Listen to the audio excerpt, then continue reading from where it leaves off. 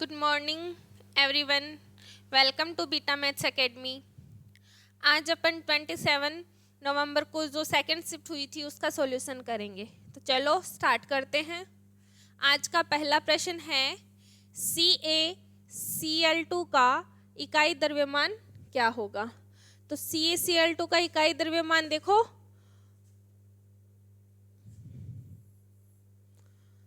क्या होता है। CaCl2 जो का इकाई द्रव्यमान होता है, Ca का कैल्शियम का होता है 40 और इसका क्लोरीन का एक का होता है 35.5 और 2 का निकालना है तो इंटू 2, तो 40 प्लस 71, इनको दोनों को ऐड करेंगे तो कितना आ जाएगा 111 यूनिफाइड। तो इसका आंसर ऑप्शन सी करेक्ट होगा। सेकंड, पूर्णतया विभेदित जीव द्वारा अपने शरीर के अंगों से नए जीवों को जन्म देने की क्षमता क्या कहलाती है। अब अपन को 4 ऑप्शन दिए गए हैं जो क्या है एसेक्सुअल रिप्रोडक्शन के भाग होते हैं कि इनके माध्यम से अलैंगिक प्रजनन होता है। तो शरीर के पूर्णतया विभेदित जीव द्वारा अपने शरीर के अंगों से नए जीव को जन्म देने की क्षमता क्या कहलाती है। तो यह क्षमता कहलाती है रीजनरेशन, पुनर्जनन कहलाता है। ठीक है, तो जो बडिंग होता है उसमें क्या होता है, साइड में एक बड का निर्माण होता है, किसमें होता है, हाइड्रा में होता है। खंडन रिबटल, तो इसमें जो जीव होता है वो उसके अलग अलग पार्ट में डिवाइड हो जाता है और प्रत्येक भाग होता है वो किसका निर्माण कर लेता है, एक जीव का निर्माण कर लेता है। फिर है विखंडन, फर्मेंटेशन में क्या होता है, जो एक कोशिका होती है वो 2 भागों में डिवाइड हो जाती है, 2 केंद्रक बन जाते हैं और प्रत्येक कोशिका एक अलग नए जीव का निर्माण कर लेती है। तो अपना आंसर क्या होगा, ऑप्शन बी। रीजनरेशन और बडिंग दोनों एक में होते हैं, वो जीव कौन सा होता है, हाइड्रा होता है। रीजनरेशन भी होता है और बडिंग भी होती है। अगला प्रश्न है, निम्नलिखित में से हमारे शरीर की सबसे लंबी कोशिका कौन सी है। अपने शरीर की जो सबसे लंबी कोशिका होती है वो कौन सी होती है। जो नर्वस सेल होती है वो सबसे लंबी कोशिका होती है। नर्वस सेल में कभी भी कोई भी डिवीजन नहीं पाया जाता है क्योंकि इसमें सेंट्रोसोम एब्सेंट होता है, क्योंकि जो सेंट्रोसोम स्पिंडल फाइबर का फॉर्मेशन करता है, अगर सेंट्रोसोम एब्सेंट है तो वो स्पिंडल फाइबर नहीं बनाएगा और जो क्रोमोसोम होते हैं उनका जो पोलर एरिया की तरफ नहीं लेके जाएगा। तो इसलिए इसमें कोई भी विभाजन नहीं पाया जाता है। शरीर की सबसे जो बड़ी कोशिका होती है वो कौन सी होती है, ओवम होती है, और जो सबसे छोटी होती है वो कौन सी होती है, स्पर्म होती है, और सबसे लंबी जो होती है वो कौन सी होती है, नर्वस सेल होती है। ये जो एग दे रखा है ना, ये सबसे बड़ी सेल होती है। अगला प्रश्न है, निम्नलिखित में से कौन सा हार्मोन सभी अंगों के विकास को उद्दीपित करता है, कि अपने जितने भी बॉडी ऑर्गन हैं उनके डेवलपमेंट के लिए कौन सा हार्मोन होता है। तो जो पिट्यूटरी ग्लैंड होती है उससे जो ग्रोथ हार्मोन सीक्रेट करा जाता है। इस ग्रोथ हार्मोन के कारण क्या होता है, सभी अंगों का विकास होता है। तो ऑप्शन ए इसका करेक्ट आंसर होगा। इंसुलिन ग्लूकागोन जो हार्मोन होता है वो ब्लड में ग्लूकोज की मात्रा को बढ़ाने का कार्य करता है, और इंसुलिन होता है जो ग्लूकोज के स्तर को कम करने का कार्य करता है। एड्रिनलिन हार्मोन एड्रिनल ग्रंथि से सीक्रेट करा जाता है, और ये दोनों जो पेनक्रियाटिक ग्लैंड होती है उससे सीक्रेट करे जाते हैं। ये तो बीटा सेल से और ये अल्फा सेल से सीक्रेट करे जाते हैं। अगला प्रश्न है, कार्बन में कार्बन के ही अन्य परमाणुओं के साथ आबंध बनाने की अद्वितीय क्षमता होती है। इस गुणधर्म को किस नाम से जाना जाता है, कि एक जो पीरियोडिक टेबल में सबसे ज्यादा यौगिक बनाने की क्षमता कौन रखता है, कार्बन रखता है। तो यह किस गुण के कारण होता है, यह किस गुण के कारण होता है, श्रृंखलन के कारण होता है। तो इसका ऑप्शन डी क्या होगा, करेक्ट होगा। अगला प्रश्न है, किसी बिंदु पर चुंबकीय क्षेत्र रेखाओं की दिशा बताने के लिए किस उपकरण का उपयोग करा जाता है। जो चुंबकीय क्षेत्र रेखाओं की दिशा बताई जाती है उसके लिए एक इंस्ट्रूमेंट काम में लिया जाता है। उस इंस्ट्रूमेंट को क्या नाम दिया जाता है, मैग्नेटिक कंपास नाम दिया जाता है। तो इसका ऑप्शन बी करेक्ट होगा, सॉरी हाँ बी करेक्ट होगा। नेक्स्ट क्वेश्चन है, पृथ्वी और चंद्रमा के बीच गुरुत्वाकर्षण बल के बारे में निम्नलिखित में से कौन सा कथन सही है? इनमें देखते हैं। अब देखो, जो ग्रेविटेशनल फोर्स होता है उसका फॉर्मूला होता है F इक्वल जी m1 m2 की अपॉन r स्क्वायर। जो ग्रेविटेशनल फोर्स होता है वह किसके द्रव्यमान के डायरेक्ट प्रोपोर्शनल होता है, और जो इन दो पर जैसे पृथ्वी और चंद्रमा के बीच की दूरी है तो उसके क्या होता है, क्रॉस प्रोपोर्शनल होता है। तो अब देखो अपना ऑप्शन देखते हैं। फर्स्ट ऑप्शन है, जब चंद्रमा पृथ्वी से दूर होता है तो गुरुत्वाकर्षण बल विकर्षण होता है, कि जब चंद्रमा पृथ्वी से मतलब दूरी अधिक होती है तो क्या होता है, विकर्षण होता है। गलत आंसर। सेकेंड ऑप्शन, सेकेंड है, जब चंद्रमा पृथ्वी से दूर होता है तो गुरुत्वाकर्षण बल आकर्षण और अधिकतम होता है। नहीं, दूर होता है तो आकर्षण बल अधिकतम नहीं होता है, कम होता है। गलत ऑप्शन। थर्ड है, जब चंद्रमा पृथ्वी के करीब होता है, इसका मतलब है इनके मध्य की दूरी कम होती है तो गुरुत्वाकर्षण बल आकर्षण और अधिकतम होता है। इसको एक बार छोड़ते हैं। अगला प्रश्न है, जब चंद्रमा पृथ्वी से दूर होता है मतलब दूरी अधिकतम होती है तो गुरुत्वाकर्षण बल क्या होता है, विकर्षण और न्यूनतम होता है। यहाँ पे क्या गलती है, आकर्षण नहीं होता है, तो ये आंसर भी गलत हो गया। अपना आंसर जो सही होगा वो कौन सा होगा, ऑप्शन डी करेक्ट होगा। जब चंद्रमा और पृथ्वी के बीच की दूरी अधिक होती है मतलब दूरी अधिक है तो ग्रेविटेशनल फोर्स क्या होगा, कम होगा, क्योंकि एक दूसरे के क्रॉस प्रोपोर्शनल है, तो न्यूनतम होगा और क्या होता है, विकर्षण होता है। तो अपना ऑप्शन डी करेक्ट होगा।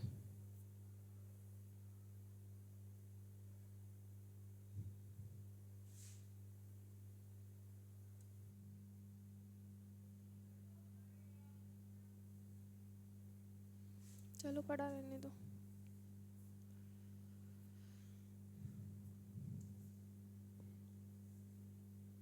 अगला प्रश्न है, निम्नलिखित में से किस यौगिक का उपयोग सोडा अम्ल अग्निशमक में किया जाता है? कि कौन सा एक सोडा एसिड होता है जिसका यूज करा जाता है? तो सोडियम कार्बोनेट क्या होता है, Na2CO3 10H2। दूसरा है सोडियम का bicarbonate NaHCO3। Second third option है कैल्शियम क्लोराइड, क्या, CaCl2। विरंजक चूर्ण ब्लीचिंग पाउडर जो होता है CaOCl2 होता है। तो जो अग्निशमक में जो यूज करा जाता है वो होता है सोडियम बाइकार्बोनेट। इसमें क्या होता है, इससे क्या होती है, CO2 गैस निकलती है, और ये गैस किसका कार्य करती है, आग बुझाने का कार्य करती है। तो इसके अकॉर्डिंग अपना आंसर बी करेक्ट होगा। अगला प्रश्न है, किसी पिंड का औसत वेग किसी निश्चित अवधि के लिए प्रारंभिक वेग और अंतिम वेग के समांतर माध्य द्वारा दिया जा सकता है। तो किसके माध्यम से? तो ये क्या होगा, एक समान वेग से, एक समान चाल से, असमान त्वरण से, एक समान त्वरण से। त्वरण और त्वरण तो वैसे ही गलत हो गया, एक समान वेग या एक समान चाल से। तो इसका आंसर क्या सही होगा, एक समान चाल से सही आंसर होगा। कि प्रारंभिक वेग और अंतिम वेग के समांतर माध्य द्वारा किया जाता है। कि प्रारंभिक वेग और अंतिम वेग के समांतर माध्य एक समान चाल से गतिमान द्वारा ज्ञात किया जा सकता है। अगला प्रश्न है, जब sodium sulphate Na2SO4, sodium sulphate, barium chloride BaCl2 के साथ अभिक्रिया करता है तो किस उत्पाद का निर्माण होता है? तो देख लो, NaCl + BaSO4 का निर्माण होता है। तो देखो यहाँ पे Na कितने हैं, 2 हैं, तो ये क्या हो गई, इक्वेशन बैलेंस हो गई है। तो देख लो कौन सा ऑप्शन है। इसके जो रंग प्राप्त होता है इसमें भी देखो BaSO4 2NaCl है, एक्वस का पीला क्षय प्राप्त होता है। सेकंड है BaSO4 प्लस 2NaCl का श्वेत क्षय प्राप्त होता है। थर्ड है BaSO4 प्लस 2NaCl का काला क्षय प्राप्त होता है। और इसका क्या है, भूरा क्षय प्राप्त होता है। तो काला, भूरा और पीला क्या हो गए, गलत हो गए। और आंसर क्या सही होगा, ऑप्शन सी करेक्ट होगा। इसका क्या, श्वेत अवक्षेप प्राप्त होगा, जो थोड़ी देर के बाद में नीचे बैठ जाता है श्वेत अवक्षेप बनके। अगला प्रश्न है, जब 1 ओम और 2 ओम वाले प्रतिरोध पार्श्व संयोजन पैरेलल कॉम्बिनेशन में जुड़े हुए होते हैं तब प्रतिरोधों के संयोजन का तुल्य प्रतिरोध क्या होता है। जो पैरेलल कॉम्बिनेशन होता है उसका फॉर्मूला होता है 1/r equal 1/r1 plus 1/r2। अब अपन को दिया गया 1 ओम और 2 ओम, तो देखो 1/1 1/2, इसका एलसीएम लेते हैं 2, तो 2 प्लस 1 क्या आ गया, 3/2। ठीक है, 1/r इक्वल 3/2। तो देखो r इक्वल क्या हो जाएगा, 2/3 ओम। तो देखो 2/3 कौन सा ऑप्शन है, ऑप्शन फर्स्ट गलत गलत गलत, और ऑप्शन डी क्या होगा इसका, करेक्ट हो जाएगा। अगला प्रश्न है, मेरिस्टेमेटिक टिश्यू की कोशिकाएं अत्यधिक क्रियाशील होती हैं। अत्यधिक क्रियाशील होने का रीजन ये होता है कि इसमें सभी जो सेल ऑर्गन होते हैं वो प्रेजेंट होते हैं, वेल डेवलप्ड न्यूक्लियस भी प्रेजेंट होता है, और क्या होता है, साइटोप्लाज्म, बहुत अधिक मात्रा में साइटोप्लाज्म कोशिका द्रव्य पाया जाता है। और जो सेल वॉल होती है वो कैसी होती है, थिन होती है। तो इसमें कौन सा अंग नहीं पाया जाता है, तो इसमें कौन सा रंग नहीं पाया जाता है, रश्मिधानी नहीं पाई जाती है, ये क्या होती है, इसमें एब्सेंट होती है। बाकी इसमें जो साइटोप्लाज्म होता है वो बहुत अधिक मात्रा में होता है, स्पष्ट केंद्रक होता है, और पतली कोशिका भित्ति होती है, और अदर जो जितने भी ऑर्गन होते हैं वो सभी क्या होते हैं इसमें प्रेजेंट, सेल ऑर्गन होते हैं वो क्या होते हैं, प्रेजेंट होते हैं। इसलिए जो मेरिस्टेमेटिक सेल होती हैं सबसे ज़्यादा डिवीजन करती हैं, जो प्लांट्स के एपिकल पार्ट होते हैं वहाँ पे ये प्रेजेंट होती है। अगला प्रश्न है, अवतल दर्पण से प्रकाश के परावर्तन के मामले में जब प्रकाश के एक समांतर किरण परावर्तक सतह पे पड़ती है तो परावर्तित प्रकाश क्या होता है। देखो एक होता है कॉनकेव मिरर,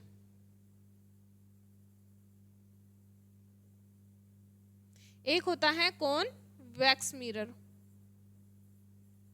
ठीक है, तो कॉनकेव होता है वो तो क्या करता है, सभी किरणों को क्या कर लेता है, अभिसारित कर लेता है। मतलब इस मिरर को कौन सा बोलते हैं, कन्वर्जेंट मिरर।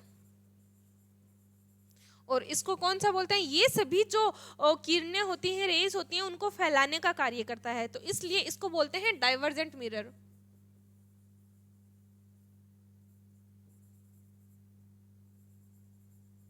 इसको डाइवर्जेंट मिरर बोला जाता है। ठीक है, तो अब देखते हैं ऑप्शन पहला है, वक्रता केंद्र पर अभिसारित होता प्रतीत होता है। अभी कन्वर्जेंट होता है बट वो कभी भी कर्वेचर सेंटर पे ना होके किस पे होता है, प्रिंसिपल फोकस पे होता है, मुख्य फोकस पे होता है। तो ये आंसर ऑप्शन गलत हो गया। सेकंड है, मुख्य फोकस से अलग प्रतीत होता है, ये तो एकदम से मतलब डाइवर्ज हो जाती है किरणें, तो डाइवर्ज तो होती नहीं है। डाइवर्ज किस में होती है, कॉन्वेक्स मिरर होता है तब वो डाइवर्ज होती हैं। इसमें जो कॉनकेव मिरर होता है उसमें क्या होती है, कन्वर्जेंट होती है। थर्ड ऑप्शन है, मुख्य फोकस पे अभिसारित होती प्रतीत होती है। ठीक है, अगला ऑप्शन, इसमें 3 ही ऑप्शन दिए हुए हैं, फोर्थ ऑप्शन नहीं है। ठीक है, तो अपन को अपना सही आंसर देखना है, तो कन्वर्जेंट मिरर पे ये क्या होती हैं, मुख्य फोकस पे अभिसारित होती प्रतीत होती हैं। इसका फोर्थ ऑप्शन तो इसका जो सही आंसर है वो कौन सा होगा, मुख्य फोकस पे अभिसारित होती प्रतीत होती हैं, appears to converge at the principal focus. हाँ, फोर्थ इसका जो ऑप्शन है वो है कि वक्रता केंद्र पे अभिसारित होती, वक्रता केंद्र से अलग होती प्रतीत होती हैं। तो इसका आंसर सही क्या होगा, मुख्य फोकस पे अभिसारित कन्वर्जेंट होती हैं। ठीक है, तो ऑप्शन सी सही होगा, क्योंकि जो अवतल दर्पण होता है, कॉनकेव मिरर होता है, उसको कन्वर्जेंट मिरर भी कहा जाता है।